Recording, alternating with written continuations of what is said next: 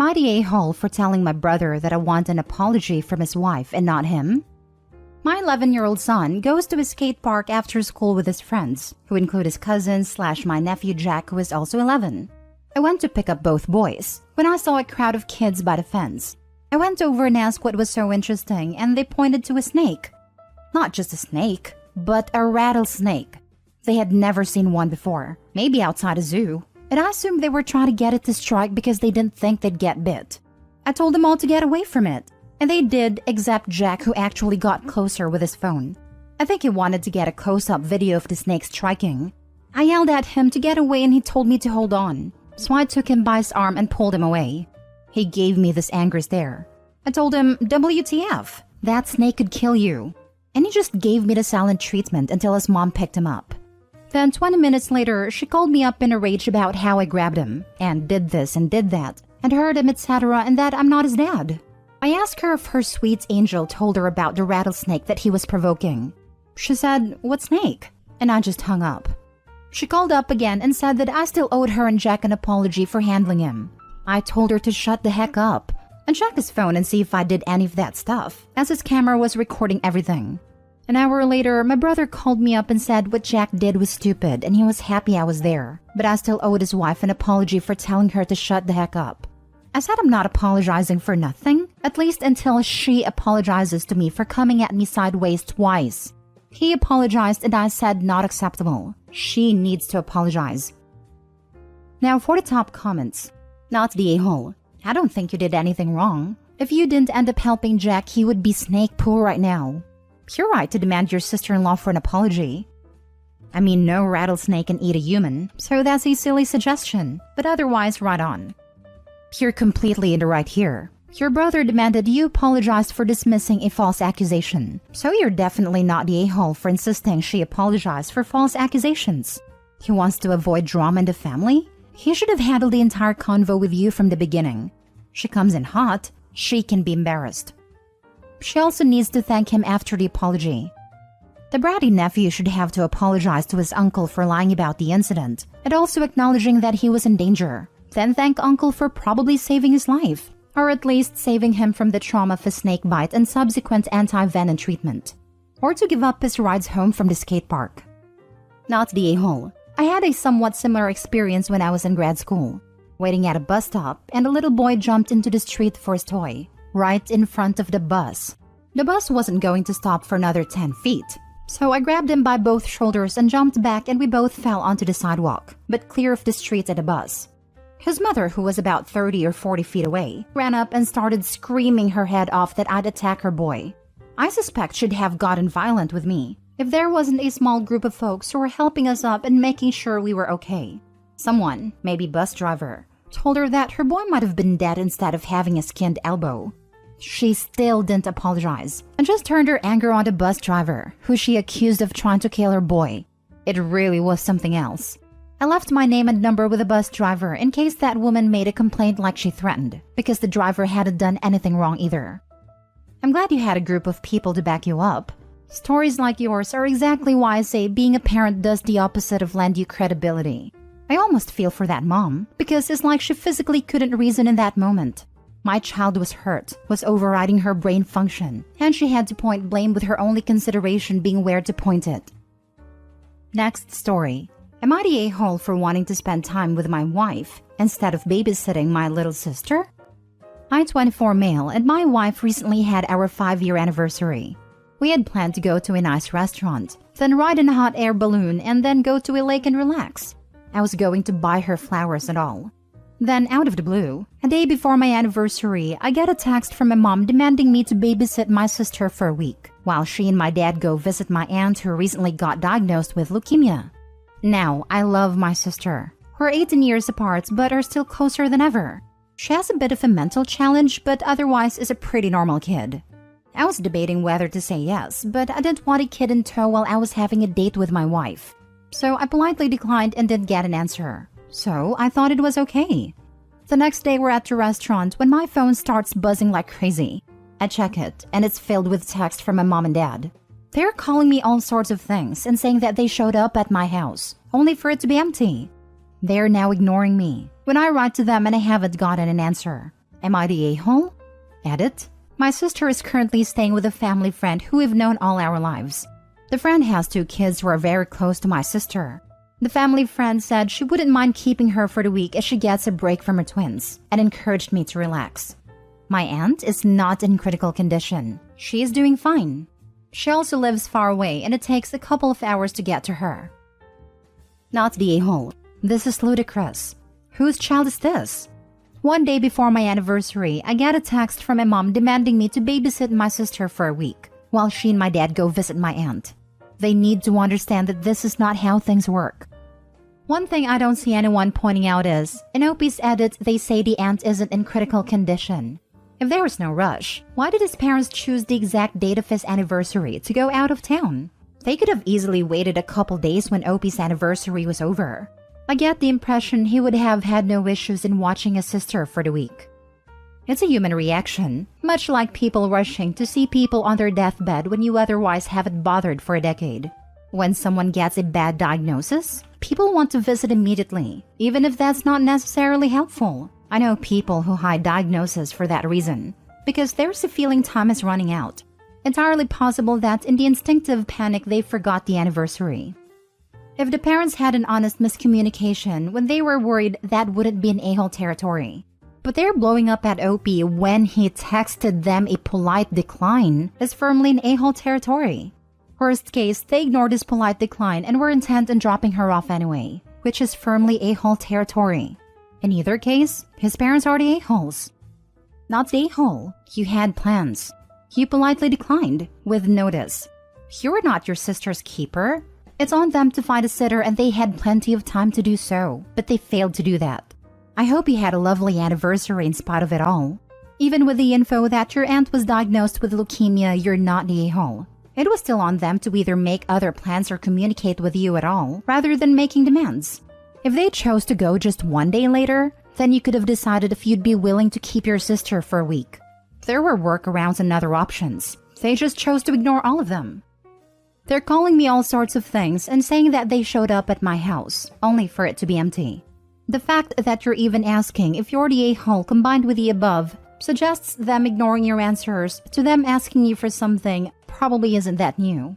I can see why they'd want to comfort your aunt, but you had plans. It was your anniversary, and no is a full sentence, not the a-hole. Yes, the thing that irked me is they demanded it, instead of asking. If my parents called me upset and were like, we have this really devastating situation and we really need your help. Can you watch X for Y number of days? I would definitely help, even if it was not ideal timing. But tell me I'm doing it? Politely F off. Next story. Am I the a-hole for cussing at a teacher after she gave my information to a reporter? I'm one of the few but growing number of single men who forgot marriage and became a dad on my own. In my case, I used a surrogate 3 times, so I have 3 boys between ages of 5 and 10.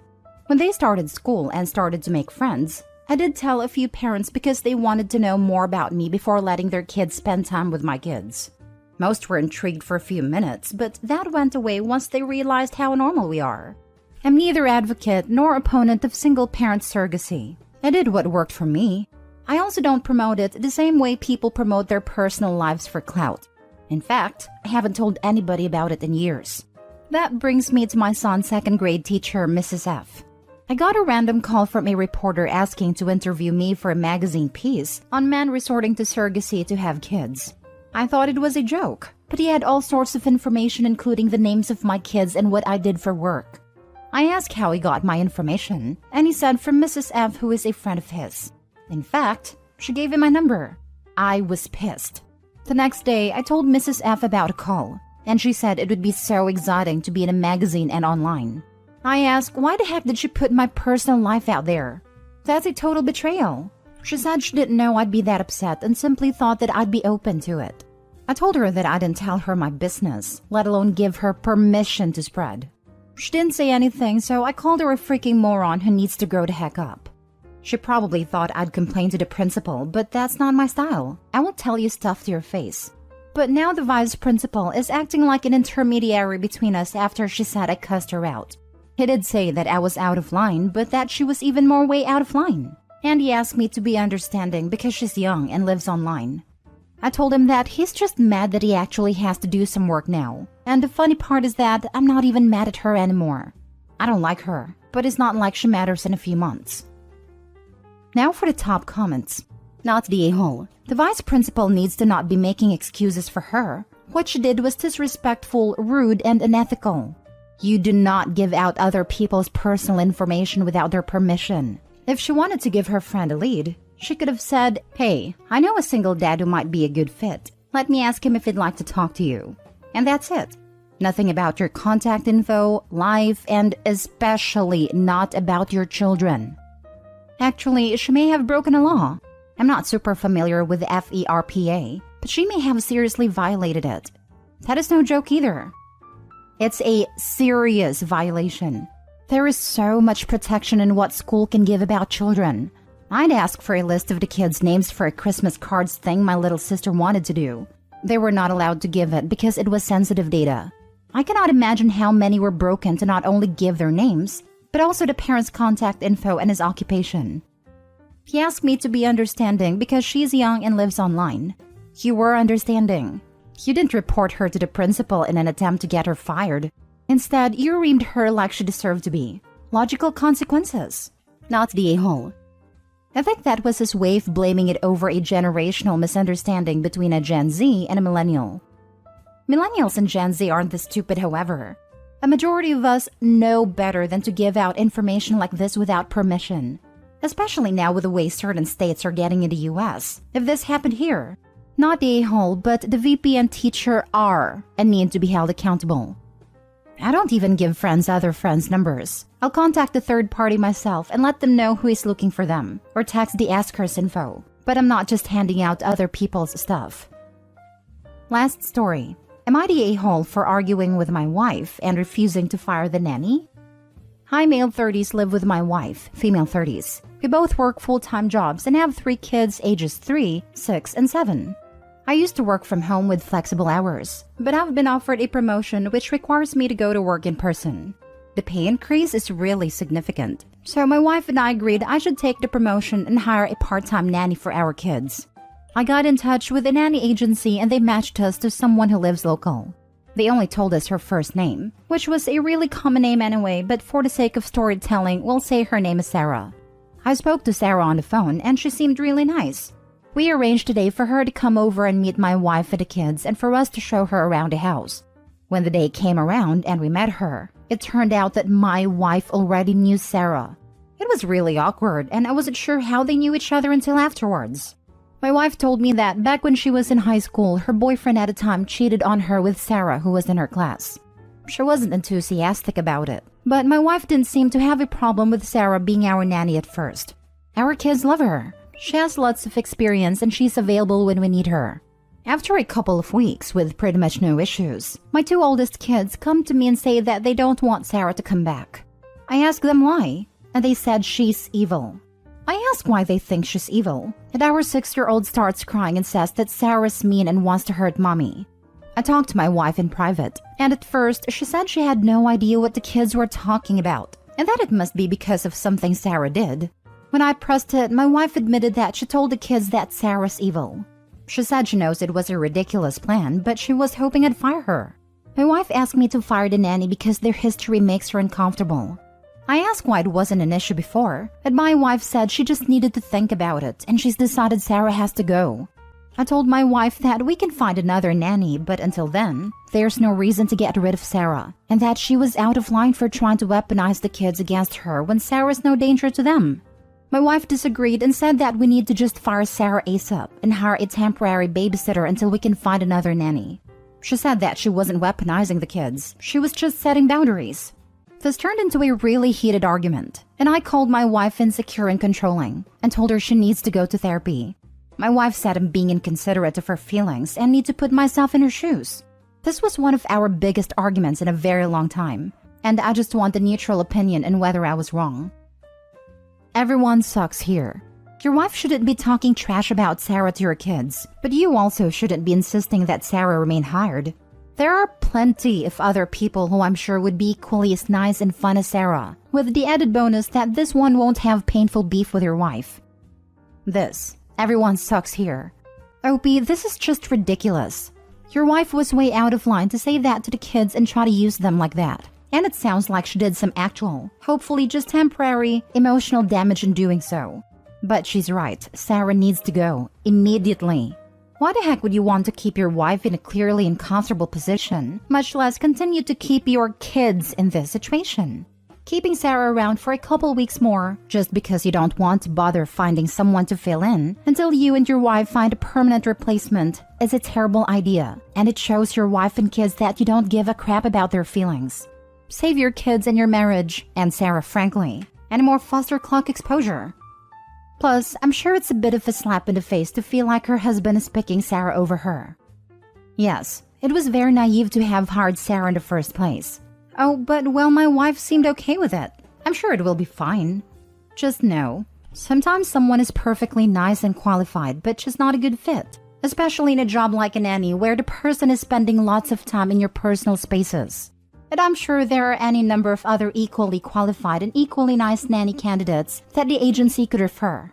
Equally, I am horrified that the wife would frighten her children like that, in a passive-aggressive attempt to get Opie to fire Sarah, as opposed to just saying, "Hey honey, I gave it a try for a few weeks, but I'm just not comfortable having Sarah as a nanny, because of our past history." The fact that the wife felt the need to do such a roundabout manipulation rather than just talking, I think Opie's right in that she could benefit from some counseling, because that is not a normal or healthy way to deal with conflict. But hiring Sarah in the first place was dumb. Everyone sucks here.